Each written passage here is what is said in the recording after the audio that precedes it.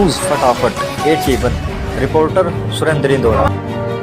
राव साहब आपके सामने वोट की अपील करने हैं, क्योंकि आपने हर बार इन तीनों वार्डों से राव साहब को पूर्ण बहुमत से जिताने का काम किया है और राव साहब को छठी बार पार्लियामेंट संसद में भेजा है।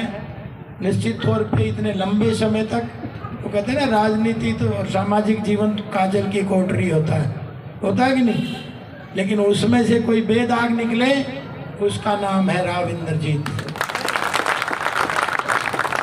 और ये पीपल साहब कह रहे थे रात के अंधेरे में, ऐसे ही वंदना जी भी कह रही थी, तो ये सारे के सारे पर रात को ही वोट क्यों मांगते हैं? कोई खोट होगा तभी तो मांगते हैं, न तो गली में कोई पकड़े विकास क्यों नहीं हुआ। अब रात को जाएंगे, रात के 12 बजे घंटी बजाएंगे और फिर ठीक बात है गले में पटका पहनाएंगे।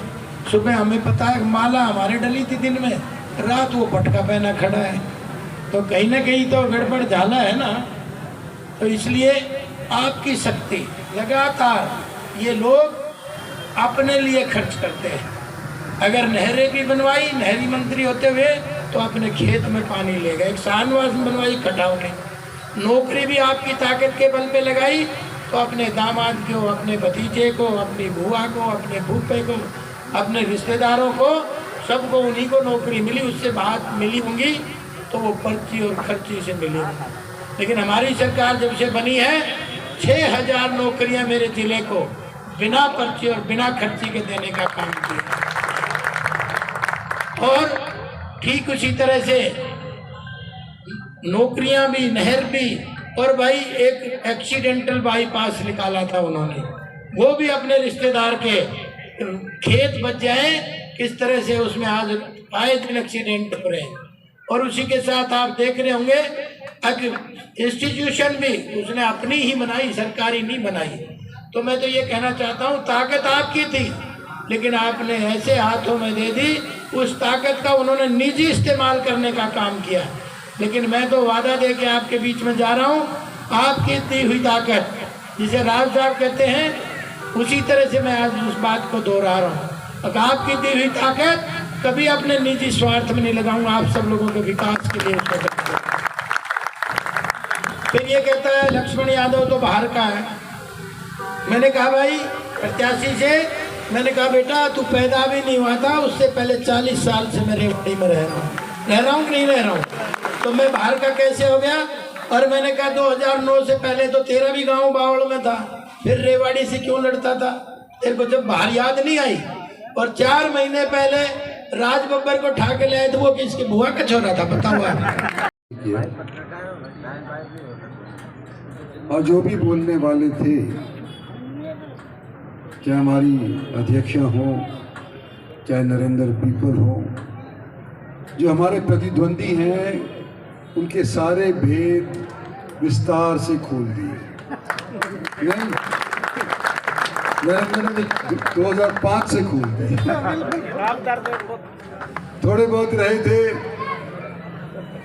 वो हमारी वंदना पोपली ने खोल दिए, और कोई अगर कसर बची हुई थी तो लक्ष्मण सिंह यादव ने खोल दिए, जो अपनी टिकट भी मांगी, मदद भी मांगी, और इसके ऊपर जो आरोप लगाए गए थे, मैं समझता हूं कि जैसे कि ये वकील होते हैं ना, उससे बेहतर ढंग से इसने अपनी पैरवी करी और आप लोगों से वोट मांगा। मैं आपके बीच के अंदर इसकी मदद करने के लिए आया हूं,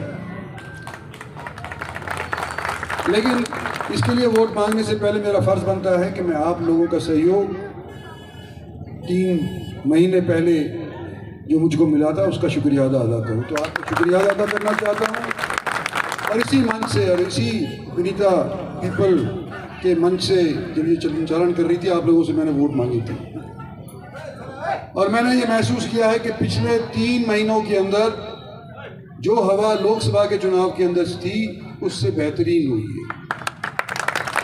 लोकसभा के चुनाव के अंदर कुछ ऐसा वातावरण बन गया था, कई वर्ग हमारे से बिछड़ गए थे, और मेरे को आज के दिन ये महसूस हो रहा है कि वो वर्ग जो बिछड़ गए थे, बरगलाए गए थे, पार्टी की नीतियों को हम ठीक ढंग से लोगों के सामने पेश नहीं कर पाए थे, और कॉन्स्टिट्यूशन को बदलने का जो मामला हम सबके सामने उस टाइम के ऊपर था, उससे अनेक लोग हमारे से भटक गए थे। आज हमारे सारे पार्षदगण यहाँ पे हैं, दो, एक मौजूदा और एक भूतपूर्व चेयरपर्सन म्यूनसिपैलिटी हमारे सामने है। हमारे अनेक नेतागण हैं, वाइस मेयर, वाइस चेयरमैन हैं, पार्टी के वरिष्ठ पदाधिकारीगण हैं। आज इन सब के सामने सबसे पहले तो मैं यूं कहता हूं कि रेवाड़ी जैसा शहर शायद दक्षिणी हरियाणा के अंदर नहीं है। गुड़गांव प्रसिद्ध हो गया क्योंकि वहां पर लोग बाहर से आकर के बस करके इंडस्ट्री लगा लिए, सर्विसेज लगा लिए। लेकिन गुड़गांव के अंदर जहां एक तरफ चमचमाती हुई लाइट्स हैं, दूसरी तरफ अंधेरा भी है, जो पुराना गुड़गांव है। आज डेवलपमेंट किधर बढ़ रही है? बावल की तरफ बढ़ रही है, धारवाड़ा की तरफ बढ़ रही है, और अंत में आगे कहां टिकेगी? रेवाड़ी के अंदर आके टिकेगी। हम रेवाड़ी को प्रसिद्ध बनाना चाहते हैं, लेकिन डेवलपमेंट के तौर के ऊपर ऐसा ना हो कि एक हिस्सा तो रेवाड़ी का चमचमाता रहे और दूसरा अंधेरे के अंदर बना रहे। जो रेवाड़ी ऐतिहासिक शहर है, इसको बनाने के लिए हमारे को पार्षदों की भी ज़रूरत पड़ेगी, चेयरमैन की भी ज़रूरत पड़ेगी, लेकिन सबसे अव्वल अगर हमारे को ज़रूरत पड़ेगी, हरियाणा सरकार की ज़रूरत पड़ेगी। और हरियाणा सरकार कैसे बनेगी?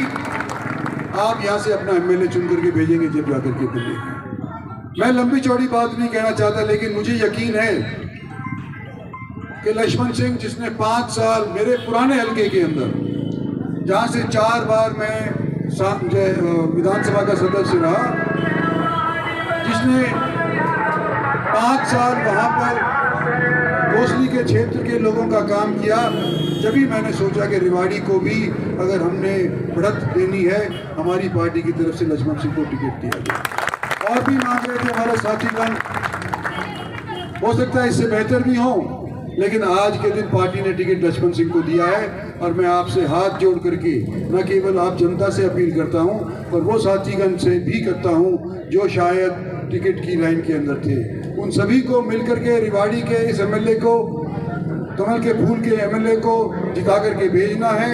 मेरे हाथ मजबूत कराने हैं, हमारा वर्चस्व हरियाणा की राजनीति के अंदर मजबूत करना है, और नरेंद्र भाई मोदी के भी साथ साथ हाथ मजबूत करने हैं। ये आपसे अपील करने आया हूँ, और उम्मीद करता हूँ इस इलेक्शन को आप अपना इलेक्शन समझते हुए, और 36 बिरादरी, एक बिरादरी से कोई इलेक्शन नहीं जीता जा सकता। 36 बिरादरी से मैं अपील करने आया हूँ कि जिस तरह से आप लोगों ने मुझे अपनाया था,